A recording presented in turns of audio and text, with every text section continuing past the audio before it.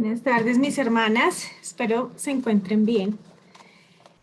Hoy voy a enseñar la segunda lección de la serie que estamos comenzando, que es Aprendiendo de Dios. Y hoy vamos a hablar sobre la existencia de Dios. Entonces, para empezar a este estudio, vamos a abrir nuestras Biblias en Hebreos 11, del 1 al 3. Y luego vamos a leer Hebreos 11, 6. Entonces, ya vamos aquí a compartir pantalla. Permítanme un momento. Muy bien.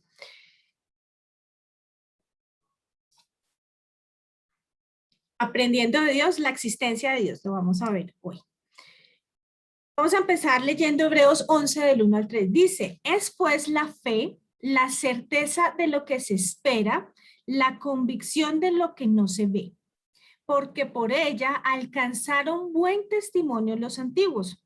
Por la fe entendemos haber sido constituido el universo por la palabra de Dios. De modo que lo que se ve fue hecho de lo que no se veía. Hebreos 11:6, vamos a leerlo ahí. Dice, pero sin fe es imposible agradar a Dios, porque es necesario que el que se acerca a Dios crea que le hay y que es galardonador, de los que le buscan. Vamos a sacar de aquí puntos de ese pasaje. Bueno, vamos a seguirlo compartiendo para que juntas podamos ubicar en ese pasaje que nos habla de la fe. Entonces aquí dice que fe es confianza en que es verdad lo que esperamos. Lo que nos dice su palabra es esa confianza. Dice aquí que fe es la certeza de lo que podemos ver. De lo que no podemos ver, de lo que no podemos ver. Es la certeza de lo que no podemos ver. Fe es poder gozar de un buen testimonio. Por la fe podemos gozar de un buen testimonio. Fe, por la fe entendemos que el universo fue formado por orden de Dios.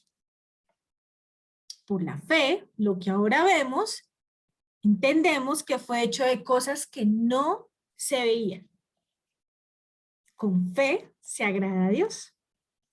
Con fe se cree que existe Dios. Y con fe creemos que Dios nos va a recompensar a los que le buscan con sinceridad. Eso es como desglosar esos pasajes. Y si nos damos cuenta, aquí podemos evidenciar que todo está relacionado con el tema espiritual. Entonces, si no lo estoy viendo con mis ojos físicos, lo tengo que empezar a ver con mis ojos espirituales. Entonces, para poder ver con mis ojos espirituales, yo tengo que conocer a ese Dios espiritual. Y eso es lo que estamos mirando acá. Hay un pasaje que yo creo que todas ya no lo sabemos, que está en Génesis. Génesis 1:1. Dice, en el principio creó Dios los cielos y la tierra. Y resalté ahí, en el principio creó Dios. Cuando hablamos del principio, entendemos que Dios estaba antes del principio, ¿no? Porque aquí dice que en el principio Dios creó los cielos y la tierra. Eso me da a entender que Dios estaba antes del principio, ¿cierto? Que Él existía antes de todo lo que nosotros vemos, de toda la creación. Él existía antes. Entonces, a veces nosotras pensamos que la Biblia nos dio a Dios, pero no es así. Dios fue el que nos dio la Biblia, ¿sí? Él siempre ha existido. Él es eterno. Sabemos que en nuestra mente limitada, es difícil entender ese concepto de eternidad, pero Dios existe desde siempre, eternamente. Para nosotros es que empieza el principio, para la tierra es que empieza el principio, para el ser humano empieza el tiempo, para Dios no hay tiempo. Un Dios eterno no está limitado por el tiempo. Nosotros sí estamos limitados por el tiempo. Entonces en nosotros, ahí en Génesis 1:1, comienza lo que conocemos como la creación, el principio de todo. La creación es como un libro con ilustraciones. Ustedes han visto esos libros de los niños que cuando uno los abre tienen así como cosas en relieve. Pues así es la creación, es como un libro lleno de ilustraciones. ¿Y qué dice ese libro? Ese libro muestra la existencia de Dios. La creación es el libro que muestra la existencia de Dios. Nosotros hemos visto por el pasar del tiempo, hemos visto que existen muchas teorías. Está la teoría del Big Bang, que es una explosión. Nosotros aquí en Colombia, más o menos en los años 80, 90, que se movía mucho el tema de las mafias, vivimos y vivimos muchos temas de bombas, de carros bombas, de explosiones. Y en ningún lado vimos que, uy, esa explosión, mire esa explosión de los Nogales, generó un bosque maravilloso. No, eso no pasó. La creación no puede ser un accidente, no puede ser algo que pasó y ya, y que fue una explosión, y que la explosión fue un planeta completamente lleno de leyes físicas, de orden, de ciencia. Es imposible, nomás uno cuando mira el proceso de una planta, de una matica, uno ve la mano de Dios en esa matica. Entonces, lo que estamos aquí hablando del principio, creó Dios los cielos y la tierra. La creación es un libro de ilustración donde se muestra la existencia de Dios y podemos ver a través de ella inteligencia, orden, armonía, creatividad. Todas esas cosas que muestran que no es algo coincidencial, que no es algo casual, que no es algo, un evento de una explosión, no. Es algo que tiene un orden, una lógica, tiene sentido. Y yo sé que algunas han estudiado conmigo el cronológico. Nosotras hacemos un estudio desde Génesis hasta Apocalipsis y explicamos la creación. Y la explicamos con lógica, razonamos. En esas clases razonamos entre todos. Y decimos, oiga, uy, esto sí que tiene más sentido y desvirtúa cualquier teoría humana, porque tiene más lógica. Sí, las que no lo han hecho las invito para que lo hagamos. Muy bien.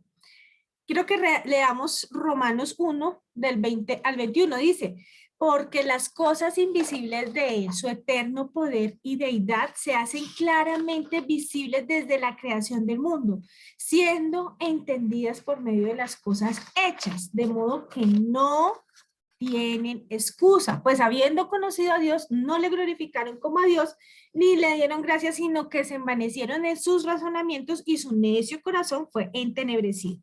Muy bien, cuando uno lee estos pasajes, uno puede deducir, razonar, ¿no? Entonces no hay ateos, no hay ateos, porque aquí nos está diciendo que habiendo conocido a Dios, no le glorificaron como a Dios, ¿sí? Sino que se envanecieron en sus razonamientos. Entonces, aquí nos habla Romanos, aquí nos habla Pablo, que la creación es una evidencia, ¿sí? Es una evidencia real de la existencia de Dios. Esa evidencia es real, es verídica. Usted puede salir y mirar las plantas, puede ir al mercado y mirar las frutas, las hortalizas, ¿sí? Ustedes averiguan ahora por internet y la guayaba tiene vitamina C y tiene vitamina E.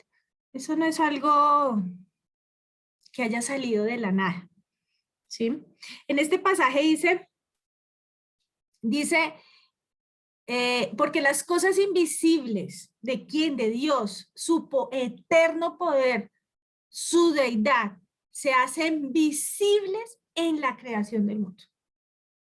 En la creación del mundo podemos ver su poder, su deidad, todo lo que Él tiene, su eternidad, se hacen visibles a través del mundo.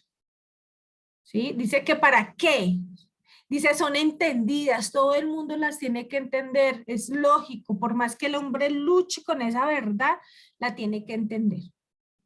¿Por qué? Porque ahí dice, nadie, de modo que nadie tiene excusa, absolutamente nadie tiene excusa. Nos hacemos, dice ahí la palabra, nos creemos sabios, pero son necios, y lo único que saben es hacer las cosas corruptas, las malas cosas. Entonces, el ser humano por diseño sabe que existe un ser supremo. Siempre, por ejemplo, ustedes miran la tribu más lejana, la cosa más recóndita por allá, adoran un Dios supremo, sea el sol, sea la luna, sea lo que sea, adoran a un ser supremo, porque eso viene de diseño, viene de nosotros, viene del diseño de Dios, ¿sí? Nosotros también, en nuestro ser, el Señor, que somos parte de la creación, nosotras también somos evidencia de la existencia de Dios. Muy bien. Entonces, como dice el pasaje, no hay ateos, solamente hay personas que odian la verdad de Dios, ¿sí? Que no quieren reconocer a Dios. El ser humano lucha con esta verdad. Yo sé que también nosotros como creyentes en algún momento luchamos con esa verdad. ¿Será que Dios sí existe? ¿Será que no? ¿Será que es real? ¿Será que sí me escucha? ¿Será que nosotros nos la cabeza a veces nos juega malas jugadas? ¿Sí? Esa es una lucha del ser humano. Entonces, se han desarrollado miles de doctrinas tratando de entender esa definición de deidad, de que hay un Dios supremo. Hay una corriente filosófica que se llama el gnosticismo, ¿sí? De ahí también se deriva el ateísmo. Es una línea muy delgada, no son iguales, pero salen de ahí. Ellos llegan a la conclusión que no creen en nada, que no existe Dios, apelan es a la razón, ¿sí? Pero creer en nada es absurdo. O sea, para mí, no, pues, no creo en nada. Entonces hay dos opciones. O hay algo que siempre ha existido, ¿cierto? Para que exista la creación. O hay algo que siempre ha existido, para nosotros es Dios, pero para el mundo, para la sociedad, le llaman universo, le llaman una fuerza. Hay algo que siempre ha existido. Les cuesta reconocer que es Dios, ¿no? Pero llegan a esa, ay, algo, la fuerza, el universo, bueno, en fin, hay algo.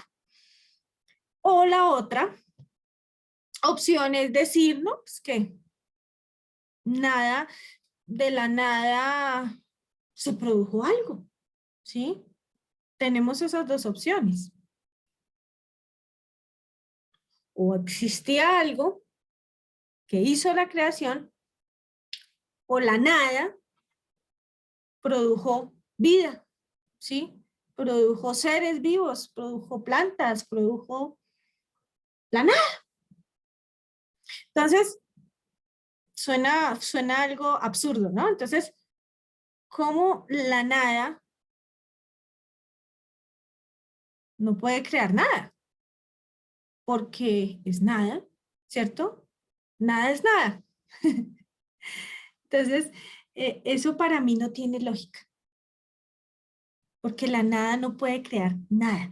Miren, por ejemplo, yo que les digo, hagan de cuenta que este celular es nada. Aquí no hay nada. Esto es la nada. Yo voy a poner el celular acá y voy a esperar que la nada dé vida, produzca vida. Yo creo que me puedo quedar ahí hasta que me dé sueño o hasta que me aburra, porque este celular no va a producir vida. Yo lo puedo meter a mi bolso y estoy tranquila que el celular no va a salir volando, no le van a salir alas y se va a ir volando, o le van a salir unas patas y se va, unas manos y va a escalar el bolso y se va a salir y va a caminar. No, esto es algo muerto, esto es algo que no está, ¿sí? No puede producir nada. Para mí ese sí es un pensamiento absurdo, aunque se llame en esta época y no solamente en esta época, en los primeros siglos después de Cristo y en la historia de la humanidad, el razonamiento. Es curioso, ¿no? Porque apelamos al razonamiento, a la lógica, al sentido común, pero creer de la nada que la creación fue creada de la nada, pues nada, ¿no?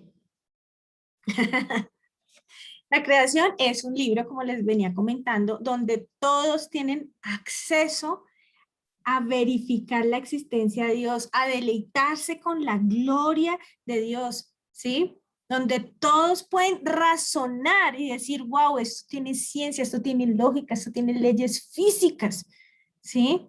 Esto tiene sentido, esto no puede ser algo coincidencial. Jeremías 4:22, voy a compartir aquí mi pantalla. Jeremías 4:22 dice, porque mi pueblo es necio, no me conocieron, son hijos ignorantes y no son entendidos, sabios para hacer el mal, pero hacer el bien no supieron. Ahí nos describe Dios. ¿A quién está describiendo? A su pueblo. ¿Cómo es su pueblo? Necio, no me quieren conocer, son ignorantes, no son entendidos, son buenos, o sea, sí saben, es hacer lo malo, pero no saben hacer lo bueno. Esa es una descripción del hombre, de nosotros, los seres humanos. Y hay algo que cabe resaltar acá, y es por eso que estamos haciendo este estudio. No me conocen, no me conocen. Muchas veces vamos a la iglesia o estudiamos la palabra, nos encantan las promesas, ¿no? Y hay hasta Biblia de promesas y nosotros somos felices y tengo la Biblia de promesas. Porque nos gusta es enfocarnos en nosotros. ¿Cómo soluciono mi vida marital con Dios? ¿Cómo crío a mis hijos con Dios? ¿Cómo involucro a Dios en las finanzas? ¿Cómo? Bueno, en fin. Pero el Señor dice, tú no me conoces. Mi pueblo no me conoce. Entonces, por eso es tan importante estudiar a Dios. Porque si Él es nuestro todo, ¿sí? Nosotros decimos, te amo, Señor, eres mi todo, yo no sé qué haría sin ti, Padre Celestial. Pero ¿tú conoces a Dios? ¿Realmente conoces al Señor? Démonos más duro acá. Romanos 3:11 al 12 dice, no hay quien entienda, no hay quien busque a Dios. Todos se desviaron a una, se hicieron inútiles, no hay quien haga lo bueno, no hay ni siquiera uno.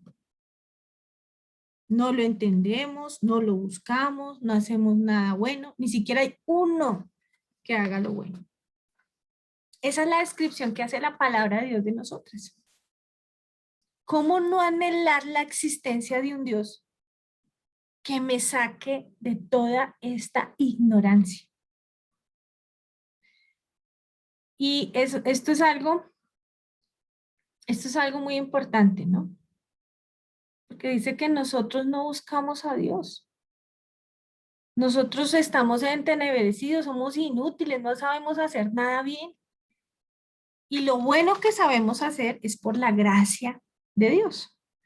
Ahorita, para los jóvenes sobre todo, y yo sé que con el tiempo creemos que somos personas buenas. Yo soy bueno, yo ayudo, me gusta el servicio, me gusta ayudar a las personas, me gusta llevar mercados ahorita con el COVID, entonces yo Claro, eso está perfecto. Pero eso no te hace diferente a un incrédulo. Hay incrédulos que hacen eso también. ¿Cuál es la diferencia? ¿Mm? Entonces, nosotros o las acciones buenas o las cosas de buscar al Señor, no es porque podamos hacerlas nosotros, es porque hay una intervención divina y ese es Dios. Nosotras como creyentes tenemos frases muy bonitas para predicar y las usamos frecuentemente. Entonces uno va y le predica a una persona y le dice, ay, Dios te ama tal como tú eres. Perdón. Si la palabra de Dios, y eso que solamente estoy tomando 2 pasajes, si yo me pongo a buscar en la Biblia, no, ahí sí nos rajamos, pero peor, ¿sí?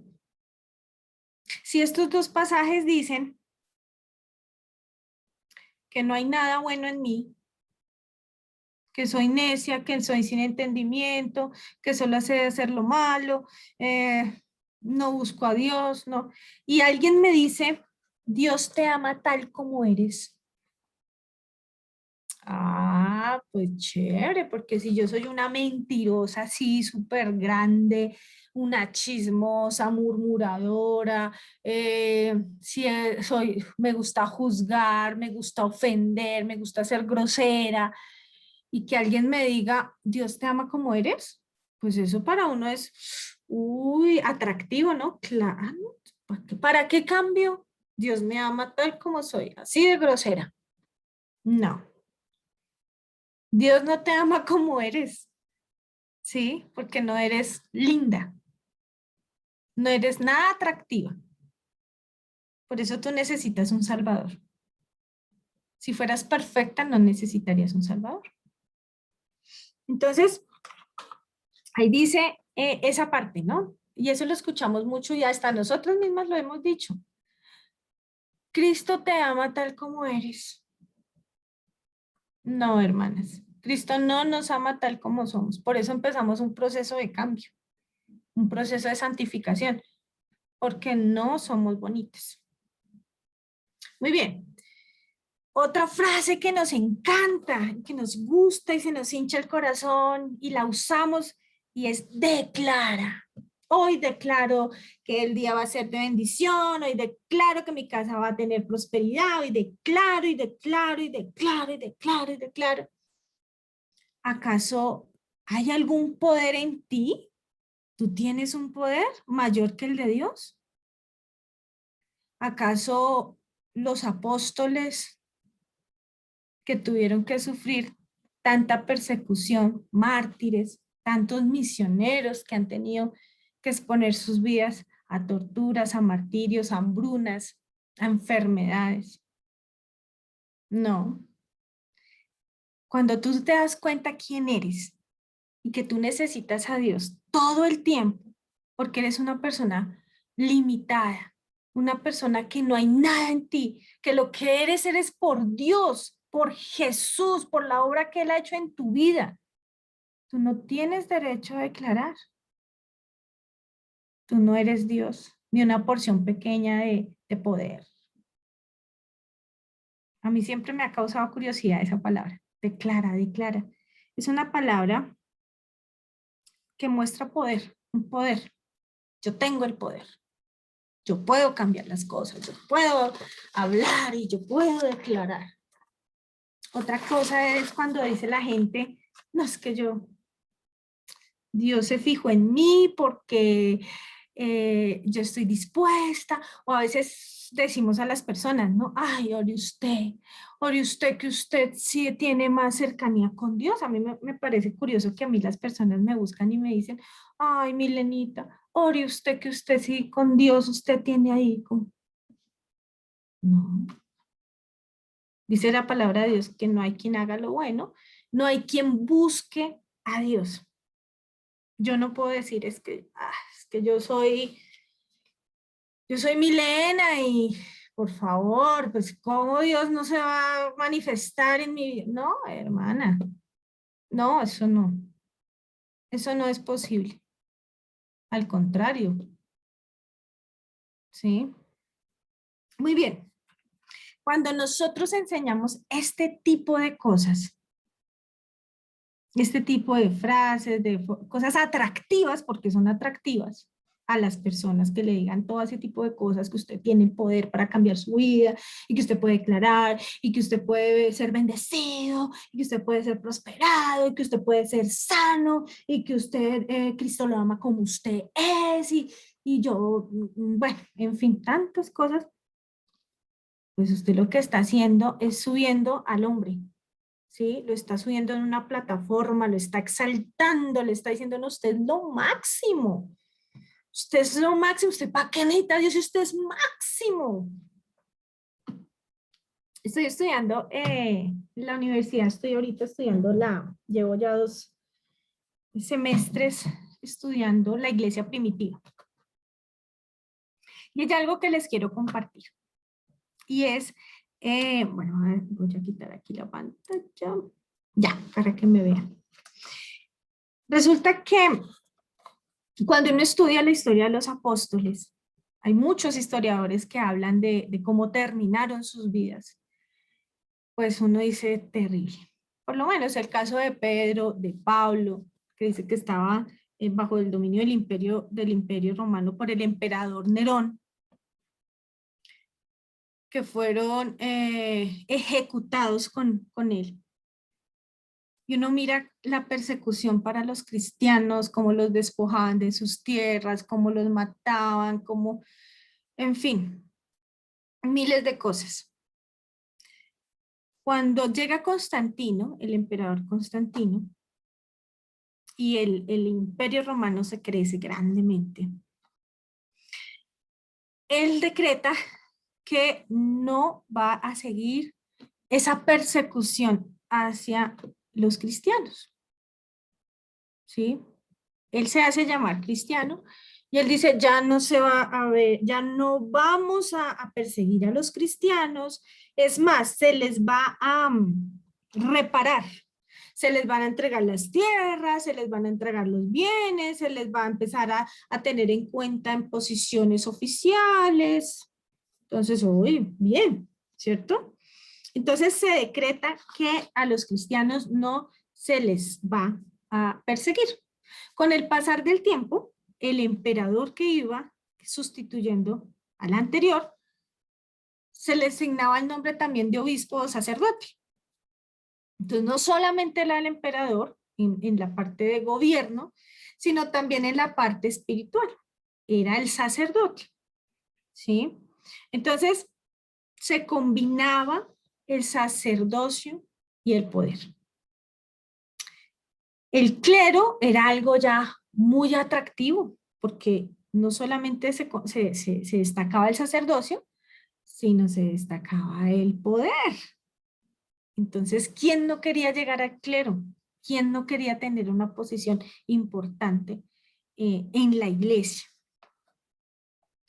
Resulta que más o menos en el año 392 sale un nuevo decreto y se prohíbe el paganismo.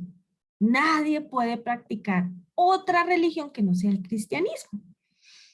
Entonces, aunque todo parecía positivo, ¿cierto? Todo se veía chévere, el cristianismo estaba en furor, estaba fantástico, se prohíbe el paganismo, pero el paganismo seguía.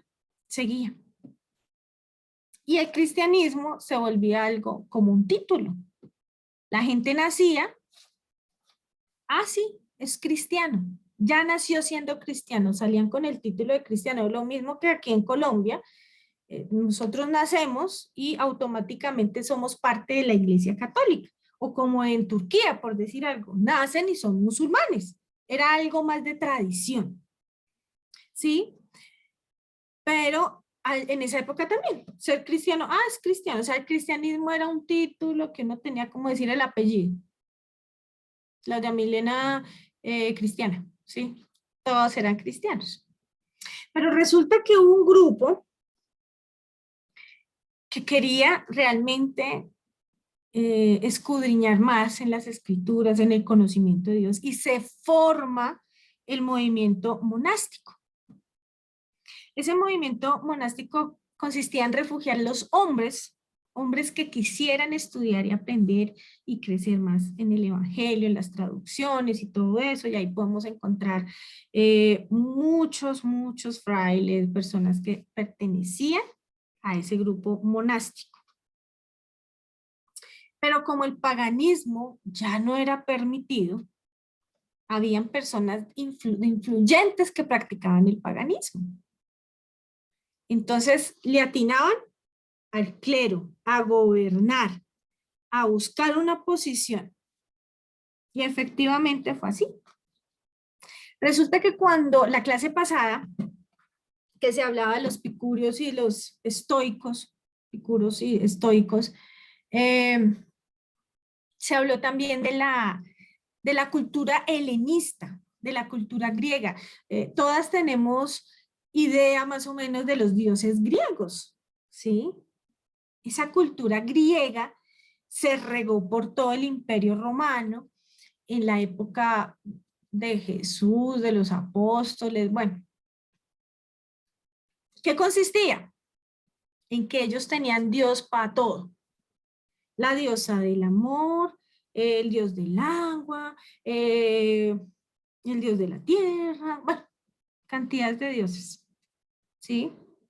Pero como ya había un decreto del cristianismo y ya se prohibía el paganismo, entonces los paganos atinaban a tener un lugar en el gobierno para poder introducir sutilmente, no podía ser abiertamente, sutilmente el paganismo. Desde entonces se empiezan a adorar a los santos. Y si ustedes se fijan, los santos también hacen como una especie de figura de dioses. Entonces está el dios del amor, el dios de la sanación, de la enfermedad. Ahorita pusieron al José Gregorio Hernández, ahora como por las enfermedades. ¿Sí? San Antonio lo ponen de cabeza para el amor. Cada uno tiene una finalidad. Eso es paganismo. Y se dicen ser creyentes, cristianos, pero están haciendo paganismo y de ahí vienen muchas otras cosas más que no tengo el tiempo de decirles.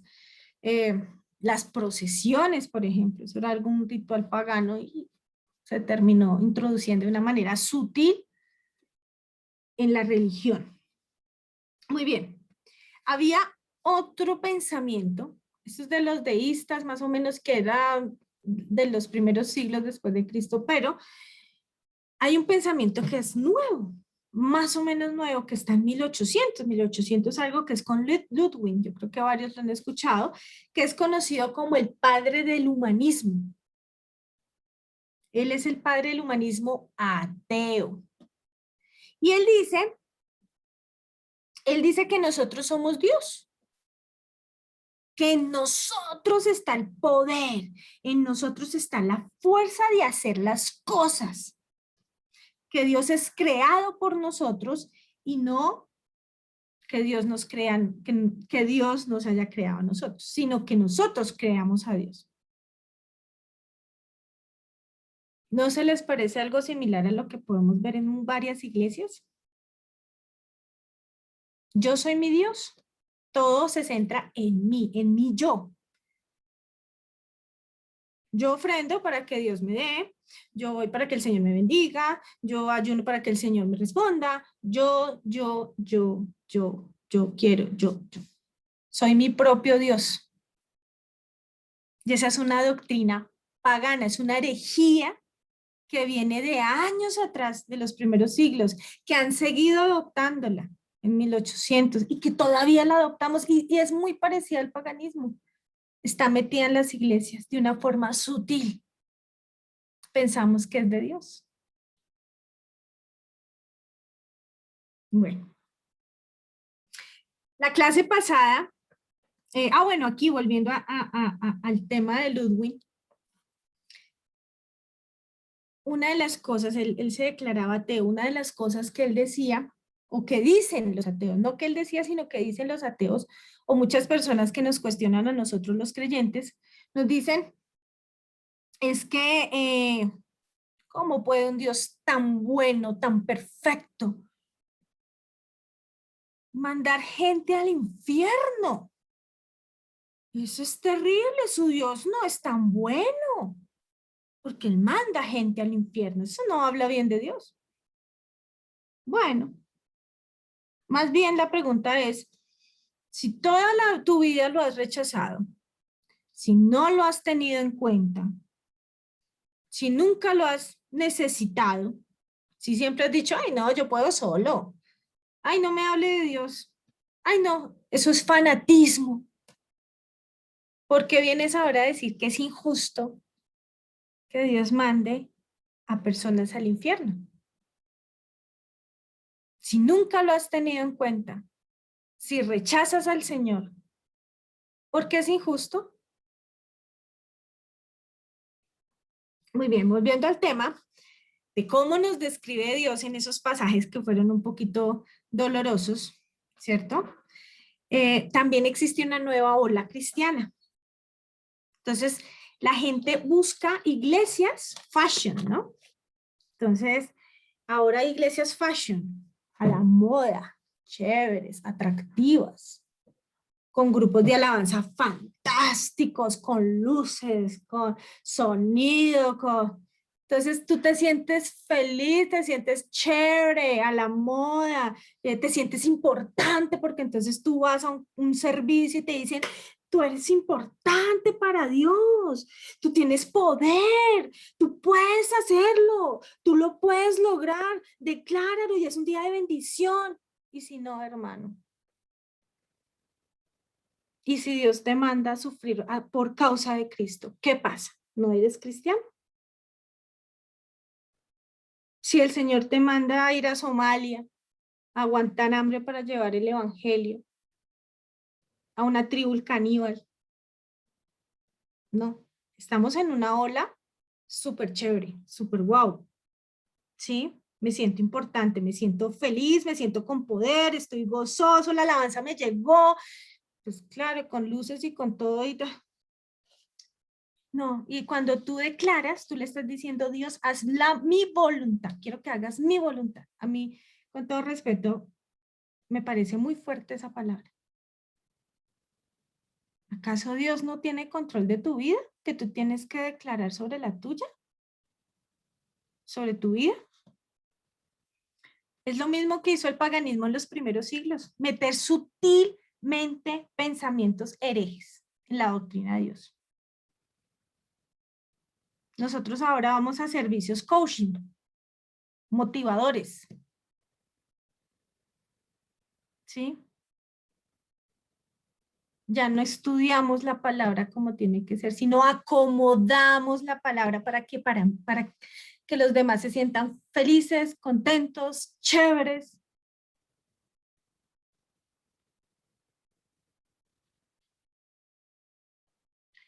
Cuando nosotros pensamos de esa manera, estamos aplicando el pensamiento de Ludwig, del deísmo, del helenismo, de todas esas cosas. Estamos diciendo o estamos negando la existencia de Dios.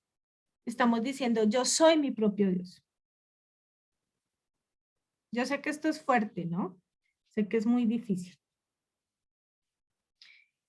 Y a veces pensamos, no, pero es que eso eran otros tiempos, el tema de los apóstoles, eso era otras épocas, ¿sí?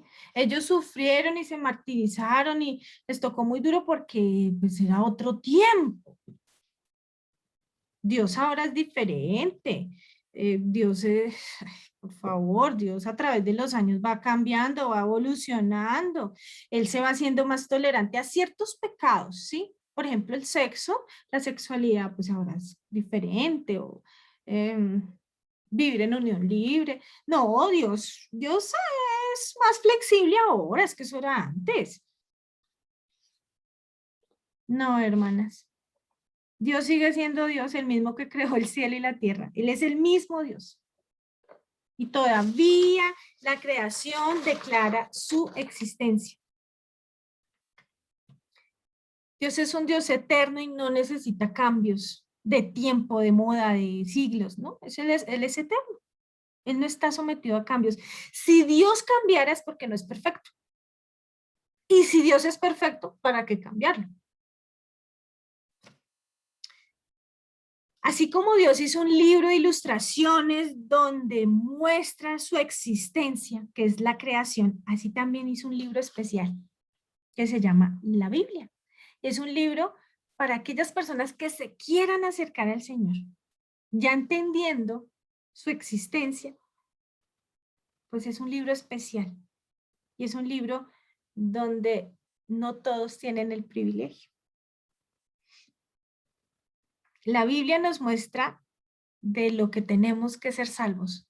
Y justamente cuando entendemos quiénes somos nosotros, es donde decimos, Señor, sálvame de mí misma, porque yo me voy a condenar por mi condición.